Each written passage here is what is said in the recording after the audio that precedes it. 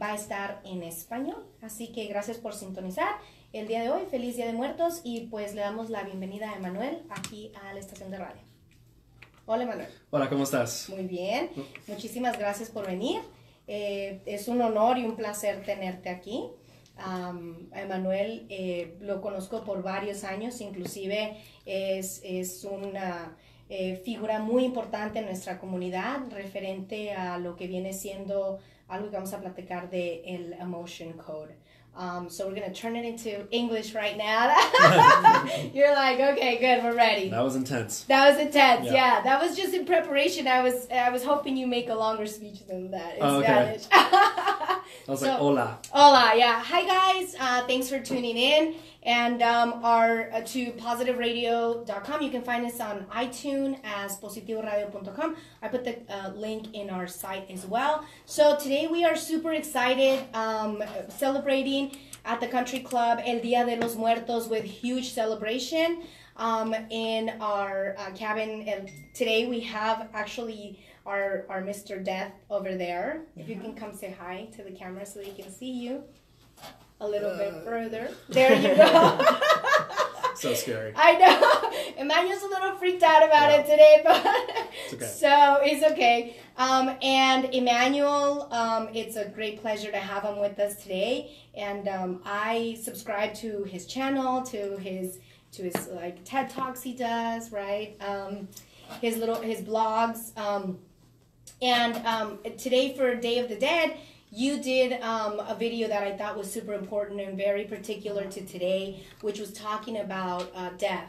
For us, today is a big celebration of our ancestors or family members that have passed away, which is why, today we're having that big event at the country club. But you were talking a little bit more about what it means, right? On a more deeper level. So I'll turn the mic over.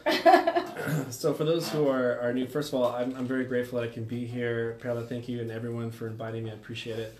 And I want to start off by saying that maybe should I give a little brief preview of what the Emotion Code is first? Please do, yes, because I know this is new to most of our viewers.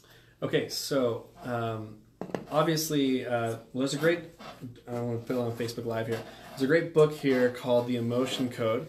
It was written by Dr. Bradley Nelson, who's become a good friend of mine. And he's been a chiropractor for 20 years. And what happened was that he started getting a lot of patients, clients that had serious disease, chronic disease, and he was asking for some help, from above, to see how he can help them out. What happened was that he was inspired to go look back into the past ancient cultures where they believe that your organs are these frequency generators that create the emotions we experience. So I thought emotions just came from your mind. Later on, I found out that your organs are vibrating at a certain frequency that create these emotions. They're the size of a tennis ball or cantaloupe, and they get processed through your body.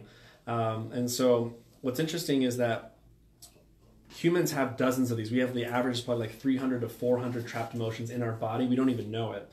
And what these things do is so typically when you feel an emotion, let's say you feel sad. So you're feeling sad, this emotion is getting processed through your skin, through your body, and then out it goes, and then you're over the sadness.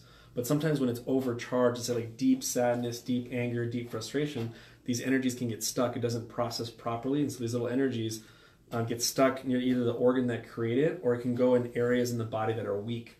For example, if you have a weak shoulder, they could kind of trail over there and make the shoulder even worse. And so the three problems with trapped emotions are, number one is it can actually start tearing away at the tissue of the body. So for example, Dr. Brad's had a lot of success with rheumatoid arthritis and fibromyalgia, and that people are like, I have no idea why you have this pain.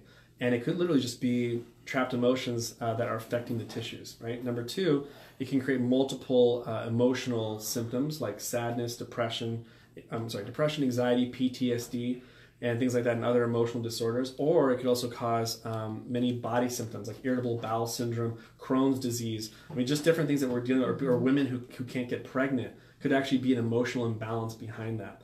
And the third one is it makes you very reactive. So obviously, if you tune into Facebook right now, pretty sure you know that some hashtag's going to show up that's going to make you look really bad. Like it's a very offensive time right now. Everyone's just like, you put one comment on a political comment, you might lose 1,000 friends in a day. Yeah. Or me too. You might lose a couple of friends too. So everyone's very careful.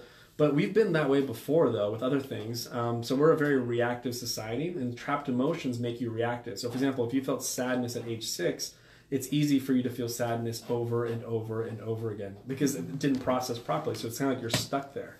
And so that's pretty much it. That's kind of like an overview of what Dr. Brad did. And so he wrote this book, The Emotion Code, but it goes a lot deeper. There's a system he created about 11 years ago called the Body Code. And the Body Code has over 200 plus hyperlinks in there. It's the most advanced healing system on the planet. It literally has like, toxins, has just covers all the parts of the body, energies that are outside of just the regular 60 trapped emotions. And so with that, we've been seeing amazing results. I mean, I've helped a lady recently who's 19 years old, and within less than a few hours of work, she doesn't have any dyslexia anymore, and she's able to read for the first time at 19. There was a kid who has a lot of trauma ever since he saw this planetarium, like this little show of like the Earth blowing up. For 2 years, he would freak out like almost like 10 to 11 times a day. And then after a few hours of work, he doesn't freak out anymore. Like he's like little feared. Like he'll see an Earth blow up. He's like, I don't care. That doesn't matter to me. So really, there's just a lot of energies that were affecting him. So it's amazing what you can do with this. So traumas, right, is kind of like what we know them as, right? Yeah. Versus kind of like what I could assimilate it to, like these traumas that kind of get stuck in our bodies. Yeah, and the crazy thing is, we were just meeting with your friend. What was her name? Yeah, my assistant Val. She's 8 months pregnant, and so that's I was telling her about the interview. I'm like, I'm having a friend of mine, and he's amazing, and just kind of about your practice and how long I've known you, and that I was personally one of your clients, which was amazing. My daughter, but because a lot of people believe that. It's just adults, right? And one of the things was like my daughter, she was having a hard time in school, right? And that was what you were working on her with, and just couldn't sleep at night, couldn't sleep without a light, was always jumping in my bed, was in the middle of the night, and I was like, okay, this has got to. And once I got a little more knowledge about what it was, because we're so quick to diagnose our kids, or people are so quick, the doctors even are so quick to diagnose our kids with, oh, she's got ADD, right? She was like 3 or 5. She was really tiny, and I was like, I'm not gonna medicate her, right? Like there's alternatives, and I love that you're all about that, like homeopathic alternatives, energy, it's real. And we were just talking about that. Charlene and I, who's in radio with us, one of our business partners, we're talking about how you can feel people's energy, whether it's good, whether it's bad, whether it's authentic, whether it's not, right? Your body reacts to it, even if you don't. Even if you don't react to it, even if you're like, I kind of like this person, your body automatically will be like, nope, this is not a good person to be around, right? Yep. Yeah, and they've actually done tests with this thing called a magnetocardiogram, where they can test to see your electromagnetic frequency that comes from your heart, and it communicates and affects the brainwaves of other people between 10 to 12 feet. Oh, so that's what they've measured is 10 to 12 feet because of the machine. But Dr. Brad says if you know anything about electromagnetic frequency, there's no end to it. So if you're sending love to someone out in China, that person in China would be like, I feel something from someone. I think I should go give her a call. That's not a coincidence. It's because your heart's always sending out messages. So Tony Robbins, for example, talks about how most of our messages are our body, like our body physiology, but there's way more communication. There's heart communication, and we're affecting people's brainwaves when we walk in. So when we walk into Starbucks, you're affecting people right when you walk in. That's when you're saying, like I have the more trauma someone has, the more heart walls someone has, which we'll talk about later. Right. And because of that, it's sending mixed messages to people, and that's why you're like, ugh. It's because they've gone through a lot, and so they're sending mixed messages to you. Yeah, and that's happened, especially, I think because we are in the business of dealing with a lot of people, we become very receptive to that. Yeah. More like those gifts that we were talking about kind of accentuate as you deal with more people. You're like, like for me, I deal with maybe 50 people a day. Can you imagine what that is at the end? And that's one of the things that you were helping me out with, making sure that you don't take in energy from others, right? Yeah. That they don't dump that negative energy on you, that you don't keep their traumas, because a lot of times as friends, we try to help. And then, we end up taking baggage that doesn't belong to us as well, right? Yeah, totally. And the reality is, the big word that's been showing up now in this era is I'm an empath. There's like if there isn't one day that I see a blog that someone's posting narcissist that, like, versus empath, yes, right? Yeah, I swear, I see a blog every single day. Why it's hard to be with an empath. Yeah. You know? Like, why did I marry a narcissist? Yeah. It's everywhere. Yeah. But the reality is, I want to set the record straight. I might upset some empaths, but the reality is technically, because we absorb energies from people consciously and unconsciously, technically we're all empaths. The question is there's higher and lower degrees. That's it. But technically we're all empaths, you know? And so because, for example, this is a perfect example. Your friend outside has a baby. That baby did not feel despair inside the womb, but she felt a moment of despair. That's why when I was muscle testing the mom, and she was the surrogate, I said, you know, I asked the baby, was this your own emotion? Guess what the body said? Nope. And I said, okay, so did you absorb it from your mother? Yep. You see, so so the mom, you know, in Eastern areas, Asia, sometimes Japan, some of them have these practices where as soon as they find out they're pregnant, they kind of take a sabbatical from their husband, and they kind of like eat healthier food. They start doing meditation, and they're basically understanding that they're affecting their baby. See, here in America, I mean, the mom's like being thrown out of the house. You know, there's you know, rent needs to be paid, and there's all this crazy stress happening. All these worries, like drama with the family, all this stuff like that. And that baby is on the same roller coaster as the mother is. And the mother wonders, why did my baby turn out this way? It's because that bun in the oven is an emotional bun in the oven. But because you're constantly sending energies to that baby. So you have to be very careful. If you're a mom right now, like take a pregnant yoga class, you know, eat healthy food, because that baby is not only absorbing your nutrients, but also the emotions you're experiencing. And you were talking about that earlier today about you know, what are the effects when, for example, if you are a mom that you don't, like my assistant, she was like, I really want him to kind of test, just make sure that, you know, the baby is not, you know, really absorbing any of what's going on. So what happens when you don't release those trapped emotions from a fetus, from a baby? Yeah, so like I was saying before, there's a couple of side effects of keeping trapped emotions in. Number one is that baby will become reactive. So for example, the one we found in this baby here was despair, right? So losing hope. Yeah. So watch. So maybe around 7, 8, who knows when it'll kind of like you'll start seeing reactivity. The baby, the child will be like, you know, I really want to finish this homework, but it's just like maybe I'm not meant to do homework, you know. And it's like, hey, why are you being so hard on yourself? See, it's like it would show up like there, losing hope in like, can I do even work, or can I do schoolwork, or like maybe losing hope in making friends at school. It would show up there, you see. So just despair would show up, right?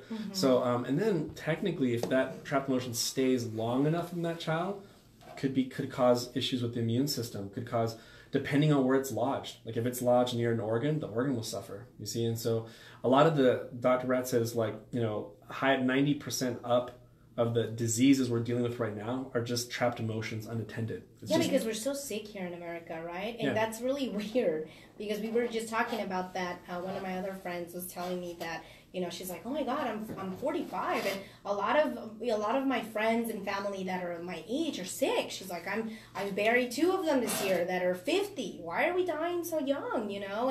And in these and we were supposed to be so advanced as a country, and in these other third world countries that we call them, right? Like Mexico, Peru, Colombia, even China, all these places, you see people live 100. My grandma lived 108 and had 18 kids. Wow. That's amazing. 108. My great grandma 102 and had 8 kids. You got a long life ahead of you. I'm telling you, I sure hope so. You're gonna be here for a while. Make your food. I did this here for a while. You're gonna walk and make your food, right? But and now you see, as the next generations, we're dwindling down to these years where we're sick. Like at mid 30s, early 40s, we're sick. Like have blood pressure, cholesterol. You know, everything hurts, right? What do you think about that? Well, according to Dr. Brad, a lot of these things, I mean, I wish they were my own theory, but Dr. Brad talks about these things, is that the inherited emotions technically right now are heavier than ever.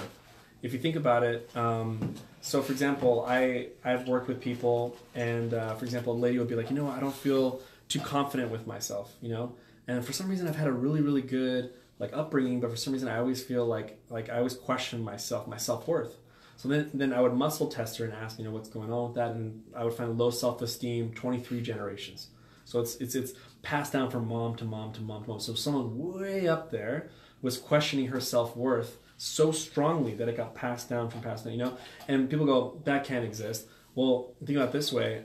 They've done tests on rats where they would shock the rat. I don't know why they would do this, but they would shock the rat for testing purposes, right? And it would be in a certain maze, right? And then they would release the rat and go then they put it in a different place. The rat would have a baby. Then the baby would go in the same area. And the crazy part is that baby would go, once it gets to that area where the mom got shocked, it would get stuck there, exactly where the mom got shocked herself. And so trauma, in even lower grade animals can go 10 generations, just animals. So think about us humans, we're way more complex. We sometimes I've seen 50, 75 generations where it's like 352 BC or AD where it's getting passed on all the way down to you. That's intense. And then the stronger the inherited, or the further the inherited emotion is, the stronger. Yeah. So if there's like a 82 generation sorrow, yeah, you're like, I feel depressed all the time and I don't know why.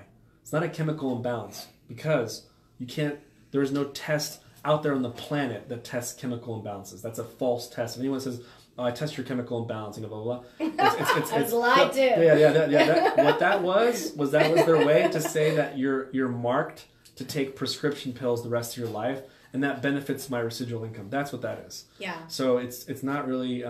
But if you have a lot of inherited emotions, multiple of them, it makes a lot more sense. A yarn ball of inherited emotions of like sadness, sorrow, grief, blah blah blah. Imagine that yarn ball inside of you. Oh man, it's hard for you to wake up in the morning, and so it's inherited emotions. I think that's why the kids now, it's that they're taking the bulk of all the generations before us, and so it's pretty heavy on them. And I think that's why we're dealing with more diseases quicker, passing away rate, also stress levels are at an all-time high. We're almost way too interconnected. The internet, everything like that. It's a lot of information. It's a lot of information. A lot of information. It causes our stress levels to go up. Before, so you read the newspaper on Sunday and just see how the world's doing. Now it's like you just wake up in the morning, put a podcast and a YouTube video, and you're like, the world's gonna blow up. Like it's scary. And we don't have a lot of positive things, right? If you look at all the like you said, the news and everything that's going on around versus something that you wake up to that you're like, oh my God, this is amazing, right? And all the good things that are happening, we don't see that. It's a lot of...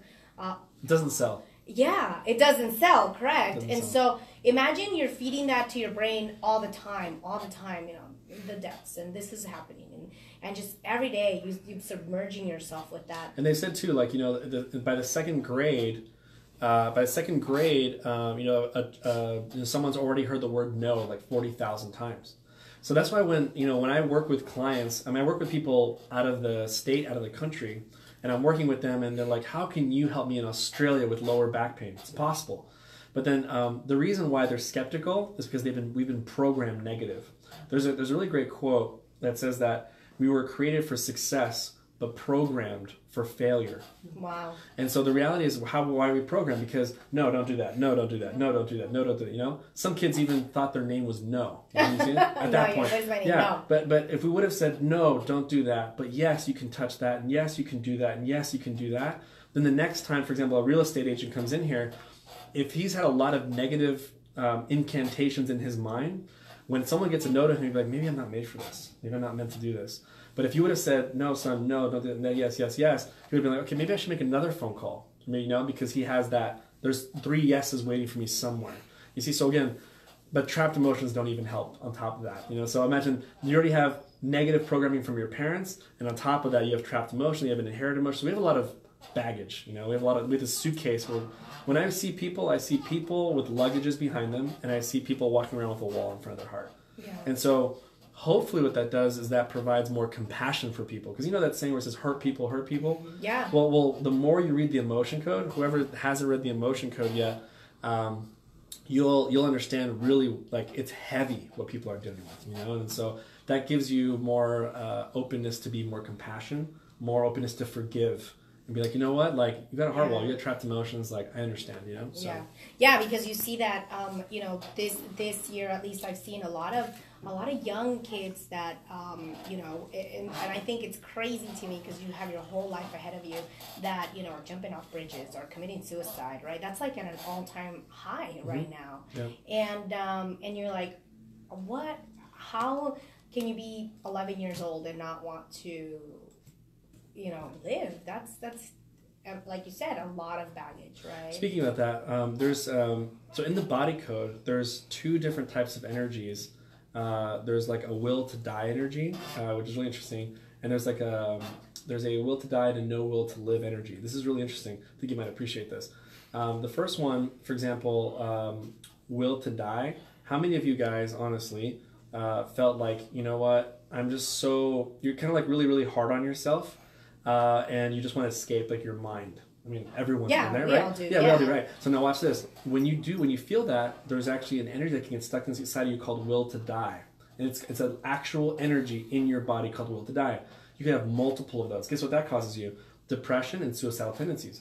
So we have a ton of kids who, they get bullied. They get bullied at school, or their parents have negative reinforcement. And they're like, man, I'm like, there's something wrong with me, blah, blah, blah. I wish I wasn't here, blah, blah. Boom, will to die energy shows up.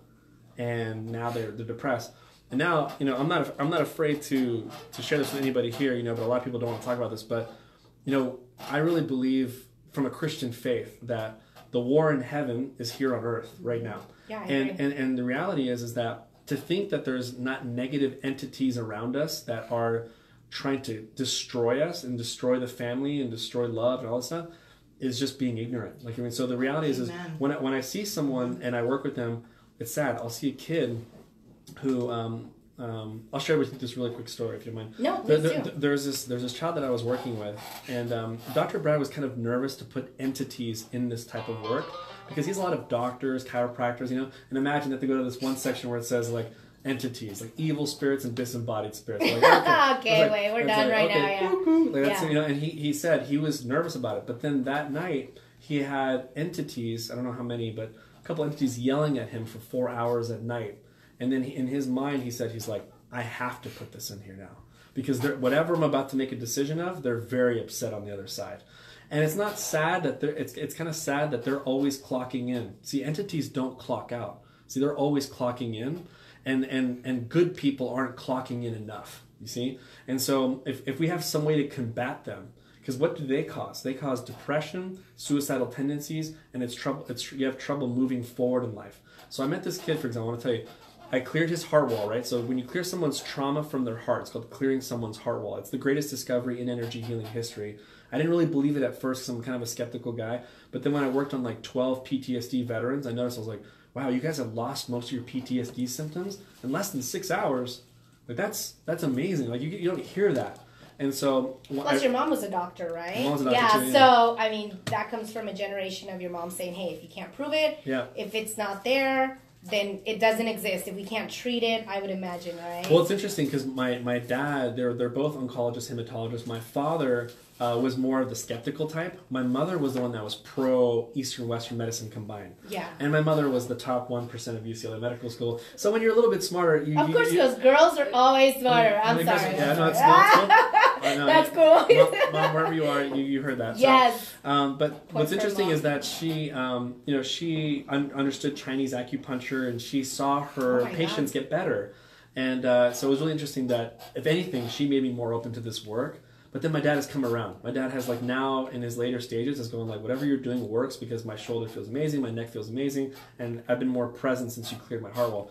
This child that I was working with, he's around maybe like 20, I think he's 21, around there. He had serious chronic depression, and I worked on him and we started clearing his trauma from his heart. So guys, for you guys who are watching, what is a heart wall? A heart wall is, how many of you guys have felt that feeling where your heart hurts, or it feels heavy, or it feels like it's going to break? What happens is that you're one step closer to broken heart syndrome. Mm-hmm. And that's when the tendons inside your heart are being stretched. And then if they rip, the heart collapses. And you'll have a little tag on your toe that says BHS on there, right? And if you ask any Mayo Clinic cardiologist and ask them, say, hey, What causes broken heart syndrome? See, 20 years ago, they might say something else. Now they'll say it's emotional trauma. You see? So now doctors are becoming more aware of how much our emotional state is affecting our bodies. So for example, if you have stress at work, a divorce, a family passes away, whatever, blah, blah, blah, those things can cause heart stress, and then the heart starts hurting. But what no one knows in the world right now, except for 4,000 people, which are the practitioners that Dr. Brad has influenced to become a practitioner, or if you received the work like you have, you realize you're like, what is it, that thing that stops a heart from hurting? Guess what? Crickets. No one knows. Until Dr. Brad's like, no, I know why the heart stops hurting. Because your body is so smart, it takes a trapped emotion, places it over the heart, and then the heart stops hurting. In fact, it takes the exact emotion you're experiencing at that time. For example, if you're feeling panic, it'll find a panic trapped emotion, place it over the heart, and so now you have a panic wall in front of the heart. If you feel really frustrated with your husband, you take a frustration trapped emotion, place it over the heart. So you're stacking these walls, and then these 5 symptoms start getting worse. But I'll tell you about the 5 symptoms later. But depression, anxiety, PTSD get worse and worse and worse as the walls get thicker, right? Yeah. So I was working with this gentleman, and his depression went from a 9 to a 4, which is really good in just the heart wall clearing. So maybe 2.5 hours total. That's pretty amazing for a 9 to a 4. But then I said, hey, let's look into the body code and see what else we find. Guess what I found? An entity. Now this was really, just to show you some proof about Dias De Los Muertos, right? Yeah, so I really believe our spirit family is a lot closer to us than we think. In fact, what happened was as soon as I said, you have an entity attached to you, it's a disembodied spirit, he looked to the right and his face turned completely pale. And I had to kind of question a little bit, hey man, you okay over there? And he says, oh, I forgot to tell you, I see entities. Since I was a kid, I see them. And so he said, it's right here, right now. And he started describing it to me. And I said, well, I'm muscle testing over here that it's a male. And he's like, yeah, but his face is blurry. But yeah, I think it's a male. But for some reason, his face was blurry. And he kind of had a crooked hunch back a little bit. And what's interesting is Dr. Brad believes that you can't just release this entity and just say, in the name of Jesus Christ, I command. I mean, technically you can. In the name of Jesus Christ, I command the spirit to not be connected to you anymore. Boom, that spirit, as soon as he hears that word, he's out, right? But the thing is, though, if you don't release the imbalances inside the body that attracted the entity in the first place, it'll come back. It'll come back, yeah. Or something else will come back. It's like you leave it open. Yeah, you leave it wide open, and it's just it's like these ringing bells that you're kind of calling them out. And they're like, do you hear that bell? Time to attach to someone. But guess what I found in him? That exact thing we were just talking about, no will to live or will to die. When you're very, very hard on yourself and you want to leave, those energies were there. Why was it there? Well, he was 14 years old. He was coming out of the closet, and his family were being very hard on him during that time. And that's a problem. So he had these no will to live energies, and guess what? It was this bell for these entities that, oh, he doesn't want to live, does he? Or he feels overwhelmed and doesn't want to be here anymore, does he? So then, boom, they attach to this person. And then they make his depression even worse. What will that do for him? Maybe he'll take his life away, you see? So we have a ton of kids out there that they don't know why they're so sad, but there could have been moments where they're like, I don't want to be here anymore, I don't want to live, but that they don't know that those energies are still stuck inside of them. Plus they have a heart wall, so it makes them feel numb, they don't feel much. And on top of that, if an entity comes, it just multiplies. So that's why they're like, I don't want to be here anymore, I don't want, and then they wake up and they see their son dead. And that's because it starts stacking. So we have to, when I work with anybody, I go straight to hey, how many kids do you have? 30 of them? I'll give them 30 free sessions because I want to make a dent in them because they're probably already dealing with stuff. I don't even care if you move forward with me and working. I want to get to that child because I know that child's dealing with a lot. Yeah, and all our children right now are dealing with a lot, right? Everything that's going on, all the influences, like you said. I mean, and I'm a big believer in that. I'm a big believer in energy. I've always talked about it. The good. If you believe there's good energy, you also have to believe there's bad energy, right? Definitely. And you have to respect it. And you have to and find ways that will make you at peace where everything is, kind of let you, kind of have your own way around them. And that was one of the things that when we were working together, because I'm always big on that. I was invited to what was it, a Buddhist temple. Oh yeah. And that was I'm uber Catholic. My family's uber Catholic, right? Yeah. So I was but I really like to be open minded because Sure. there's a lot of great other religions that have nothing but positive to give you. So the Buddhist temple was amazing. We went and they were talking about how the Buddhist monks are getting murdered, right? Mm-hmm. And all they do literally is pray for the world every single day. Yeah. And they were being killed and they were being tortured. Yeah. And they were asking I think it was the Dalai Lama at that time to react to, I mean, like, they're trained, they can defend themselves, and that was a big question for people, like, why are they not defending themselves? Why are they letting themselves get killed? But he said, it's not in our nature to fight. Like, we're here for peace, we're here for love. But it shows you who would attack, those people that are just praying for the world, people that really do believe that they're making a difference, right? That they're scared of that power. Yeah, there's a scripture that I like that basically says something to the extent of, like, the evil, like, the wicked take the truth to be hard, And the reality is that I really believe, and I made a video about this because Childish Gambino. You guys watch Childish Gambino's video? Yes, yeah. It's just like, so this is America, right? Don't make me start rapping. I'm gonna start rapping. But, start rapping. So what's happened is that. When I watched that This Is America, it talks about, gun control, and you can take it in many different interpretations, right? But the thing that really came to my conclusion is that, like, Dave Chappelle, he said something, for example, he said that, back then racism was more out in the open, like more in the open. He says racism is still here, but it's more underground. Like, it's like like people, so, and in social media outlets, it's pretty heavy still, But the reality is that, for example, if there is an African-American slave that, that maybe 30, not even that, like maybe even like 5-6 generations ago was, felt like they're not being treated fairly, that gets passed down resentment, all the way to that son, right? Can you move that? I'm sorry, I was going to move that camera that way here so they can see better. Yeah, so can, go get passed down to the son, and for some reason the son, if the dad, let's say, says, hey, you need to be careful with other people's cultures, they'll put you down, whatever, blah, blah, it'll ignite that resentment trapped emotion that's in him where he's like, people don't treat me fairly. So, and then maybe he becomes a really heavy activist, and whatever, blah, blah, blah, because he's running on resentment, on generational resentment. So I believe one of the reasons why we're dealing with a lot of racism still is because imagine all those family members before us, they had to, there's generational energies being passed to our kids. I think that's one of the reasons, and so they're not sure why, but I think that's the issue, so. Yeah, that's we were just talking about that's really big. So today, one of the reasons why I wanted you to come on is because, like I said, I saw a podcast that you did that I thought was very important for today, for Dias De Los Muertos, right?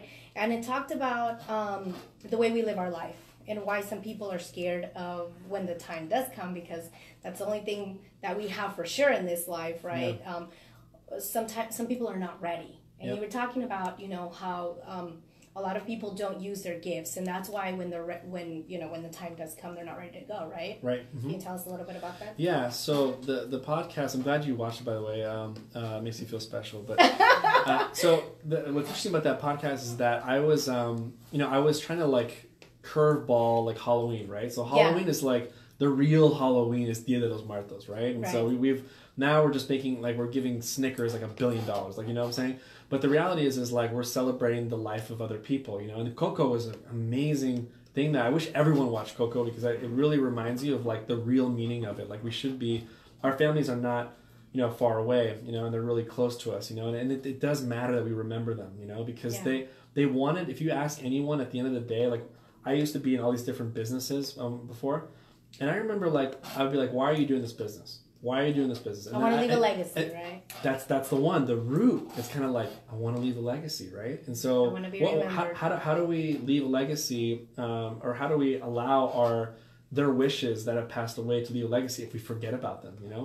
And so I think, again, that's why I'm very big on writing journals, because the reality is I want to leave a journal with my kids and be like, look, this is like, life was hard. Life wasn't easy all the time, but I believed in a higher power. What you believe is your thing.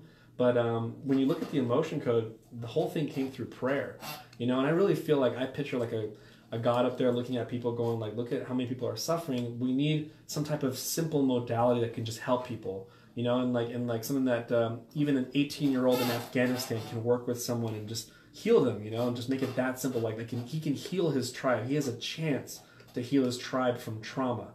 And I think there's nothing, like no simpler system than the emotion code. So I feel like it's perfect timing. Imagine if we lived in a world where we didn't have heart trauma, like all of us were open hearts and we were able to know our missions, feel more love from people. That's the world I want to live in, you know? And so, but what you were asking was that, you talk a lot about your mission, right? So tell us a little bit about what that is. Yeah. So so one of the things is I really believe that, you know, I'll say this. I was talking about a preconception trapped emotion. So in the body code, there's something called preconception trapped emotion, which means that you receive these energy of like, you know, that got trapped. But it's really interesting in the spirit body before you came here. So you were with the Creator back then, and we were like studying the world and we were doing whatever we were doing, right? And what's really interesting is there was a lady that went up on stage in this last conference that I went to, and she had a serious headache for 20 years. She spent over $100,000 to like fix it. Nothing. Like she came there, and Dr. Brad was the one that got to work with her, and I was watching, taking notes. And she had this energy inside her ethmoid bone that was kind of like vibrating the ethmoid bone. He removed that one. But the more interesting one that was adding to it was this fear that came from the preconception, right? So he's like, I usually don't do this, but I'm going to find out how old this trapped emotion is. And he says, through our studies, which he means is actually like prayer and just muscle testing, that's his studies, he found out that, you know, we've been ministering to our family before we came here. So while, you know, before we were in the spirit world, we were ministering to our family before, like your great-great-great-grandfather, like you were helping them along the plains or whatever. You were just helping out your family and you were like answering prayers for them, helping them out. And then you came here, you forgot it all. There's a veil, you forget about it all. And then you're just like, your first experience is not. So what happened was this preconception trapped emotion. He says, let's measure how far it went along. So he measured it and he was like, is it more than 100 years, 200 years? Went up to like 777 years. So whatever was happening back then with the spirit, this lady's spirit, witnessed something that I guess caused her to have fear. And she's held that for 777 years, all the way till showing up with Dr. Brad Nelson. Then he released it and her headache went away like that. You see, so it was causing pain. But if you have 700 years before this, thousands of years, you probably figured out your mission in life. You know, like you probably saw the world, you saw some history, you saw your family, you saw maybe people playing music, you witnessed stuff. For example, this awesome boy over here, he likes music. There's a reason why he likes music. You see, like he either studied music before in the pre-mortal life, and so that's why he's like has this attraction to it. You see, and it's like he can grab any instrument and within a couple hours, he's like seconds. He's like learning how to play it. He's toning it, and then I'm like, how do you know how to do that? And then he's like, oh, it's just by ear. And then I'm like, okay, I cannot tone. I haven't toned anything.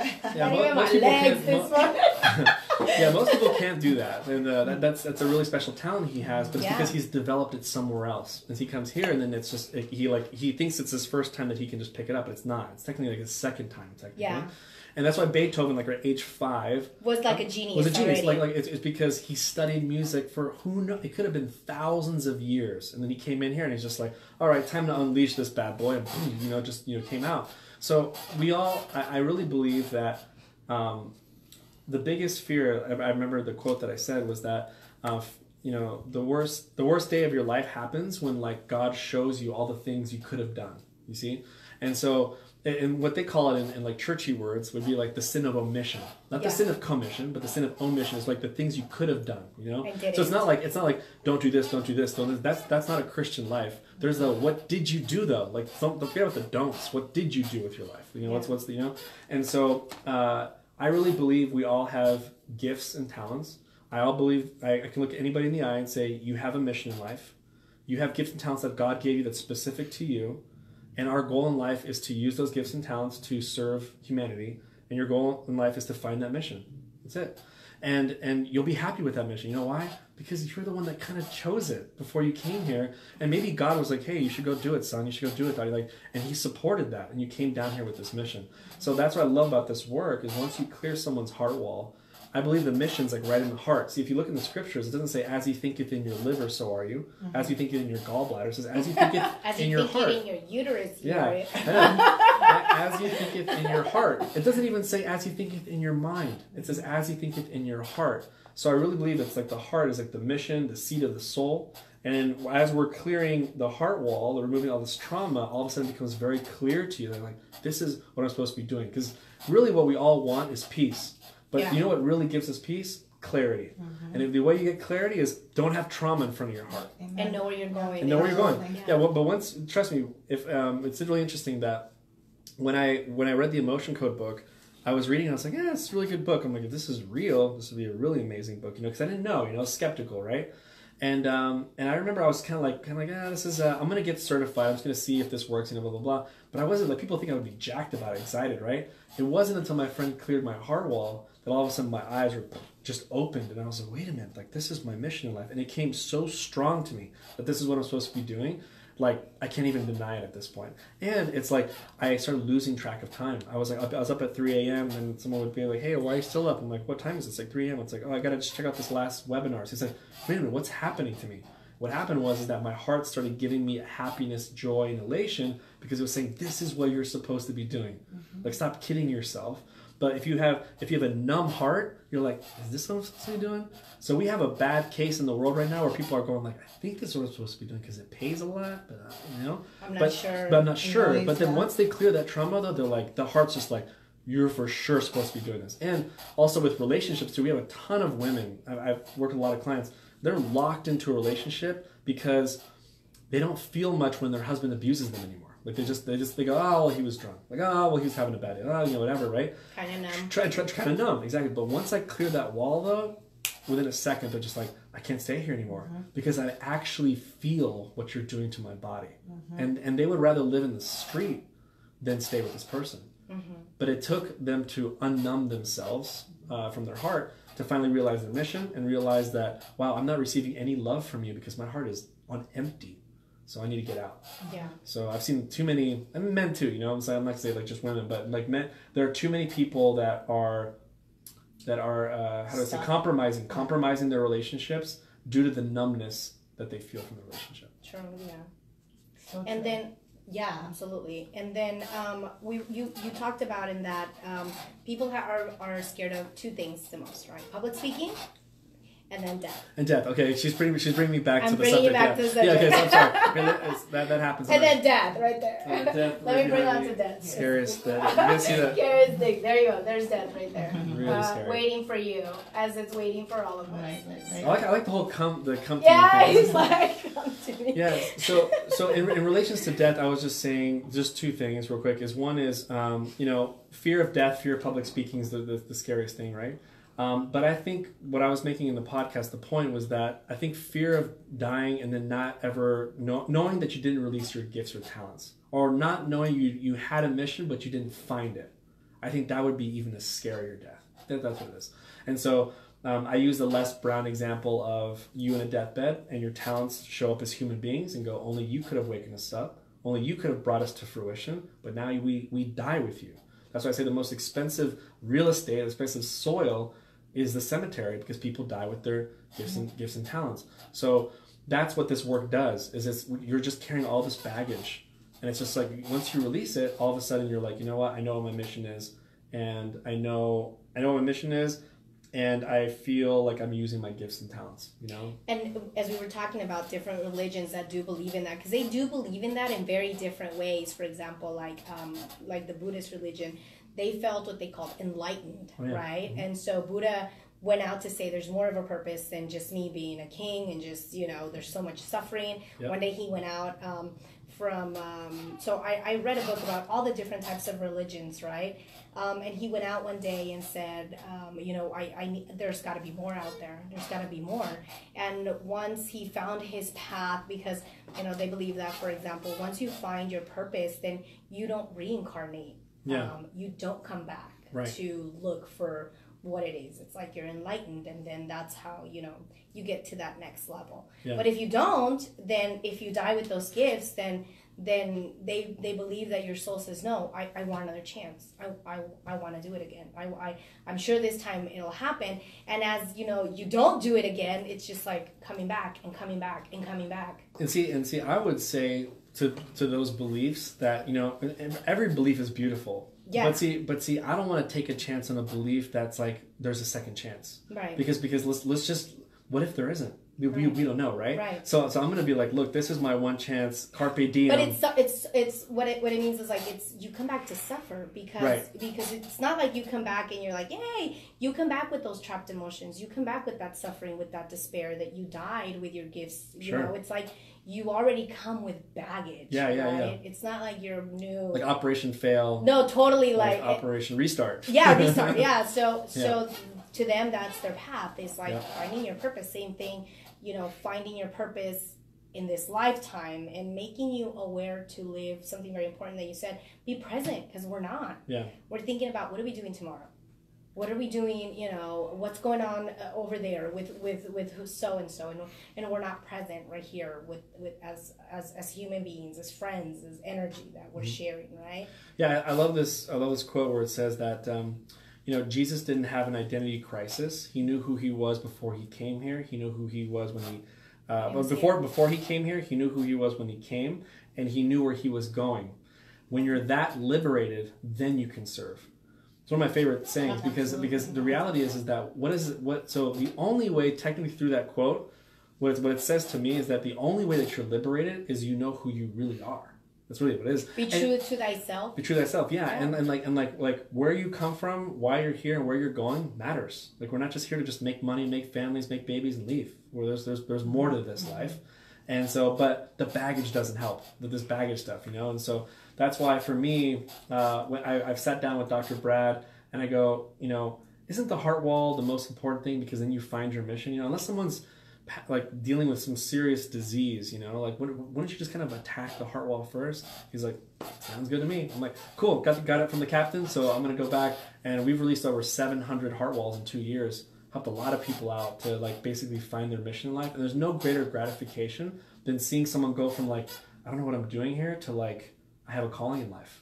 It's a really beautiful switch. You know, it's a beautiful switch. Yeah, because we do all have a calling in life, but it's clouded. It's all noise now, right? Because there's so much going around, and you're supposed to, you know, like we already are socially structuring our kids. Like this is what you're supposed to do. You're supposed to, you know, graduate. You're supposed to have a 6-figure income. You're supposed to marry a certain person. You're supposed by this time, or else, you know, for us as Latinas, you're getting old, right? You're like, you're not married at 17. What's wrong with you? You're like, what's wrong with you?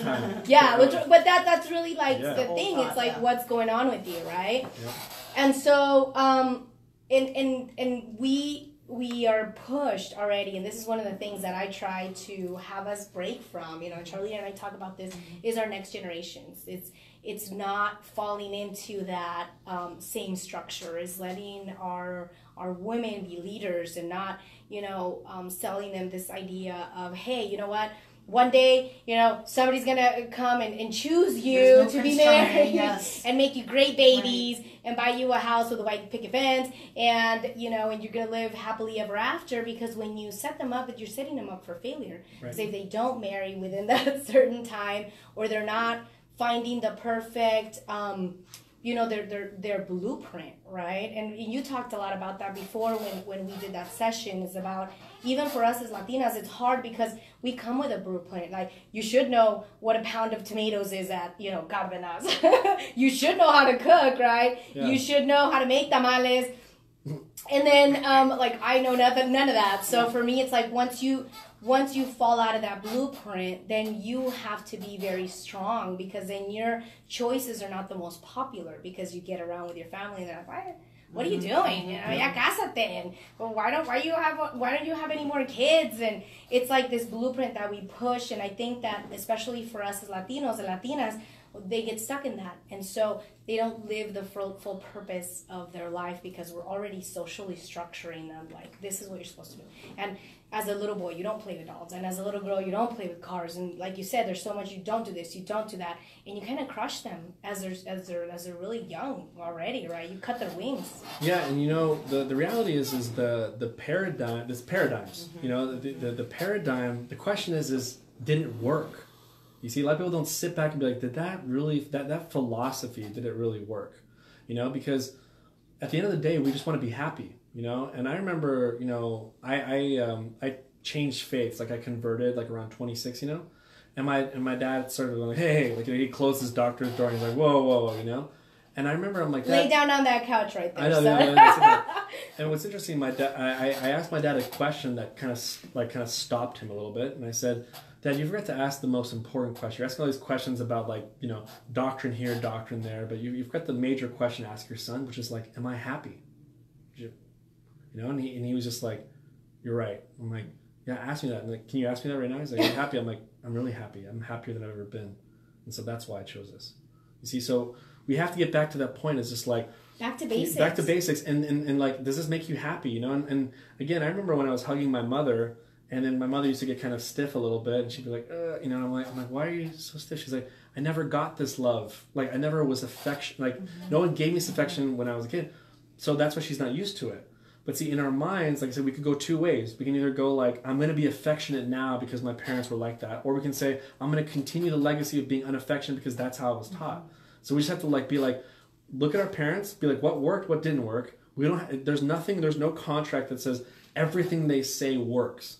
And and that's why I love this quote. If you guys, there's an amazing book that really questions your paradigms, which is called The Millionaire Mind by T. Harv Eker. Oh, I have to write that down. Yeah, The Millionaire Mind. The Millionaire Mind by T. Harv Eker. There's a really great quote that I love to say. Some people hate that I recite his quote all the time, but why? I don't like it. Whoever hates on me, hate on me. Yeah, hate. It's okay to hate. But it's fine. But the one is, it says, you're either rich or right, but you can't be both. Mm-hmm.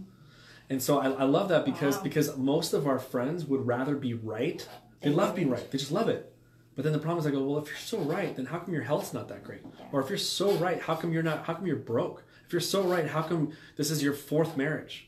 So you have to understand, that's like, strong. I mean, because everybody, and that's what I talked about like earlier about how a lot of our world is full of noise. Everybody's got opinions about maybe you shouldn't wear that, or you shouldn't talk like that, or opinions are cheap. They don't really do much, but it's noise at the end of the day, right? It doesn't let you focus on. I wish I could have learned one thing from high school or from school. Is just the opinion you buy their lifestyle. So if you're looking at someone who's talking about money, if they don't have what you want, then why the heck are you listening to them? Yeah. It just makes no sense. But we honestly, like, we've been taught just like buy people's opinions. Just it's like, hey, broke friends, let's all be broke together. Let's have a party and be broke. And that's the society we live in. But if we just teach our kids, look, like, I watched the movie Green Mile. I don't know if you watched that. I love that movie. Okay, hold on a second. I just messed up the movie. It's not Green Mile. I love Green Mile anyways, right? I love it. The Green Mile, yeah. The movie's good too. Because it talks about kindness. Yeah. And, but it's the same stem. It's like The Road to Perdition. Have you seen that movie? No. Oh, it's really good. Tom Hanks. It's really good. Road to Perdition. And it's just this really amazing relationship between a father and a son. And I remember, like, he said the son was complaining kind of like, you treated me differently from my other brother. Like, he's like, well, your brother was different. He was just kinder and more different, blah, blah, blah. I was like, why are you so hard on me, Dad? And you know what he said? Like, finally they had this beautiful conversation. He's like, because you're starting to turn out like me. So it was this awakening that the son was like, oh, that's why you were being hard on me, because you don't want me to be like you. You see? Mm-hmm. So it's kind of like, but we get those things later on in life. Like, Mom, like, for example, I remember my mom used to say all the time, we don't talk about money in the house. We don't talk about money, And so I thought, like, money's bad. So whenever I had money, I would give it to my friends. I'd be like, here you go, here you go, here you go. I'm like, oh, broke again. Woohoo. Yeah, so because I'm broke. Yeah, no guilt here, because you don't like to talk about money. Yeah. Then later on, my mother was saying, like, no, I didn't say don't talk about money. Money's not important. I just said think about service, and money will come as a byproduct. But don't think about the money. I'm like, oh, duh. And like, I'm already like 26 years old, like broke. I remember. You're like, can I not know this like 10 years ago? Yeah, it's like how many times I barely scraped by for like a dating relationship where I'm just like, drive home or give her flowers.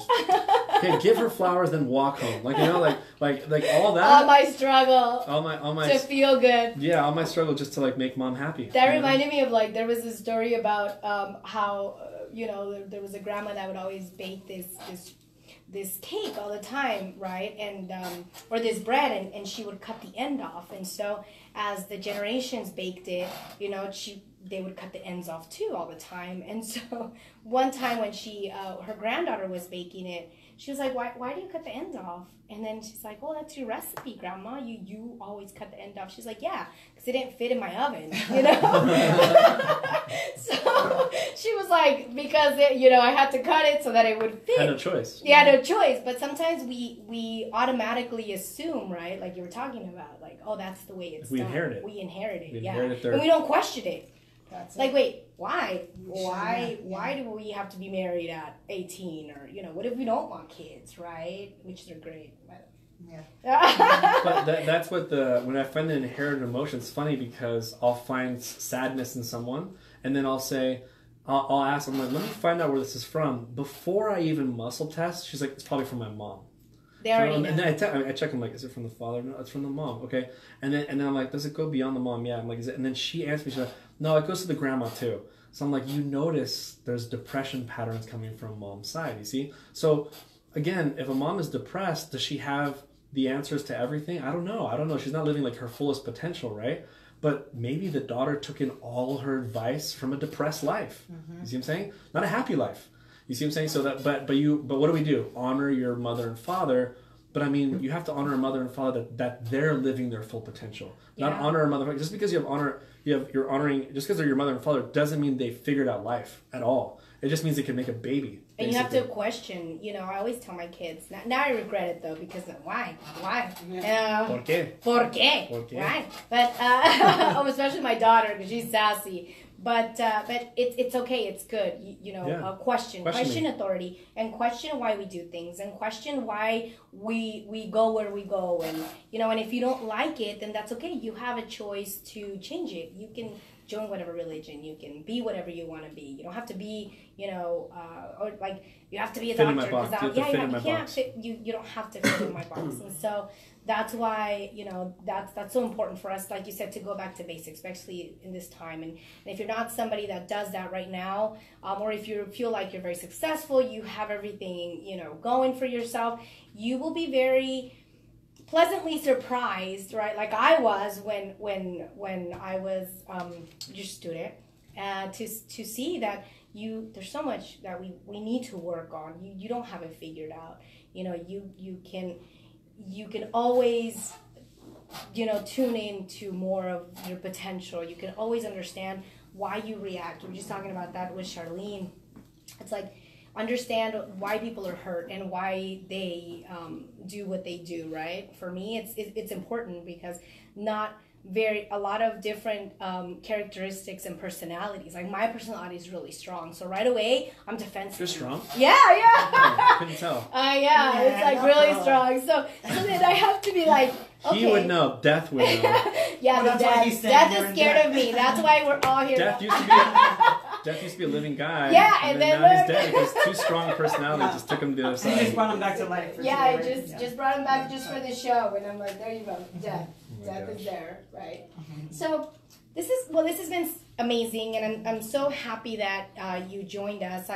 Before I tell everybody that's watching and hearing the show where they can reach you, I want to share a little bit about Dias De Los Muertos and this amazing bread, which our friends from Gamma Bakery did for us for this show. This is traditionally what's called pan de muerto for all the TVs that are here. So pan de muerto talks a little bit about what we were all talking about, right? There's a reason for it. It's round for the circle of life, and then these little things on top. This is your skull, and this is kind of like your bones, and it's got sugar on it. Even the calaveras, the traditional calaveras, have sugar on it because it's supposed to mean that when you live your life to your full potential, then when death does arrive, it should be sweet. It shouldn't be bitter. Bitter, yeah. So nice. For those Facebook Live people over here, this is you see this bread here. So yeah, so you said these little bumps here are the bones, right? Yes, correct. And then the big bump is like the skull. Correct. Right? Mm-hmm. And then so it's nice and sugary and it looks really good right now. Yeah, Pull it over there. This is Dias De Los Muertos. One of the things that we do that we will have tonight at the Country Club. If you want to join us, all of the people that are watching, it's going to be a big celebration. We have this bread. There's also flowers, the big yellow flowers. They're called cempasúchil, and those are supposed to be the flowers that open the gateway for spirits today to come join us. And then the ofrenda tables, which we're making a lot of. The ofrenda tables are supposed to have what your ancestors liked, like tequila, like whatever it was their favorite thing, right? Yep. And you put it there because today is supposed to be the day that they can cross over and kind of join us, and it's supposed to be a celebration. So, yeah. So Great. that way, people can be a little more conscientious of what El Dia de los Muertos is, and also for us that are still here, that are still breathing and having that gift every day of life, right? Not take it for granted, because we get up so quickly and we're just like out the door. Sometimes we don't even say goodbye to our kids, and we're just like gone with the day, and when you least know it, we're back, right, at the house, and you're like, man, what did I do today, right? Really, what did you productively do today? So for me, I'm trying to every day take that time to be like, okay, what good deed did I do today? And not so much that you need to publicize it, but more that you feel good about it. Like, okay, today I did something that, made me feel good, right? And for Dia de los Muertos too, I wanted to share one last thing, if you don't mind. No, I don't. Absolutely. There was a when you work with someone and you find an inherited emotion. I love this part. Dr. Brad said, well, I won't mention this new book that's going to be coming out soon because I'll probably get in trouble, but what's happening is that the families are more involved than we think they are. So this is kind of cool. Dia de los Muertos, this is a great thing to talk about, is that I can walk up to anybody and just muscle test them, first find out that their name works, and then they say Bob, and he goes, no, okay, so you work, right? Okay, so I'm going to say, do you have any inherited emotions that you're open to release right now, right? So just specifically inherited emotions. Here's what I'm saying. The body says yes. So let's say it's like sadness, right? Let's say it's like 20 generations on the mother's side, right? Here's what Dr. Brad says. He's like, let's muscle test it. So I would say, is your mom here? I'm like, oh yeah, my mom lives still. What about your grandma? No. So there's 19 people that are on the other side, right? And if this is the crazy part, if I say, are the 19 people here right now with us? And if I muscle test them, the body says yes.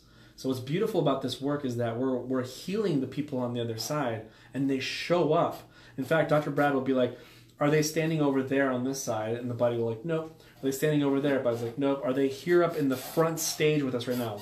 Body says yes. So it's like these families are being like, they show up because it's important for them to release this energy of sadness because they still feel it on the other side. So they're releasing it. And then after they release it, he uses the magnet on their back 10 times and says, okay, are they here now still with us? Body's like, nope. But here's what's beautiful. The more Dr. Brad has been doing this work, he starts asking these people who see things, because there's people that see things. He says, can you please let me know what's happening up on stage? And here's what they found out, is that every time Dr. Brad would meet with someone, family members would show up, whether it's just one or two or just one on the other side. And then like the person would leave, then two would show up for the next person, and then another person would show up near Dr. Brad's side, whether it's Dr. Brad's family or the client's family. But the family is constantly looking over, going like, take care of my great-great-great-great-granddaughter, and they care that we're healing. And they show up because even, for example, if I were, let's say he was my son, right? When I release an inherent emotion of sadness from me, guess who also gets healed? He also gets healed too. So it goes up and down. And his child that would have had it doesn't get it anymore. Wow. And what's interesting, Dr. Brad, this is the last thing I want to share with you, an Indian was looking at one of his, a Native American Indian was looking at his work, and he's like, Dr. Brad, you have no idea what's happening on stage when you go up there. And he's like, well, what are you seeing? He says, not only are family members showing up on both sides, but even children that are unborn are excited because you release an inherited emotion that they don't have to deal with before they get here. Wow. So that's how powerful this work is. And like, I even work with someone, let's say we release 4 inherited emotions. I'll muscle test it, like, how many people did we affect on the other side? Like 1,000, 2,000. Oh my gosh, we affected 3,200 spirits on the other side. And they all were receiving this healing just like in 30 minutes. So this is a very sacred work. So when you're working with people, just know you're constantly affecting or piercing the veil and affecting them. And I think it's very appropriate information to know in Dias De Los Muertos. Yeah, no, I love it. Thank you so much for joining us. We wanted to leave you with one of the things you shared with me before we actually went on live to our show. You said that there was something very important about an Egyptian story, right? Oh, yeah. About your heart. Like I thought that was beautiful, and I would love for you to share it. Yeah. So Dr. Brad, we were at his house recently, and we saw this beautiful. It's almost like a papyrus, and in there was all these different symbols, things like that you would see on papyrus. And there was these people there that were weighing a heart, and so there was this kind of like weighing machine.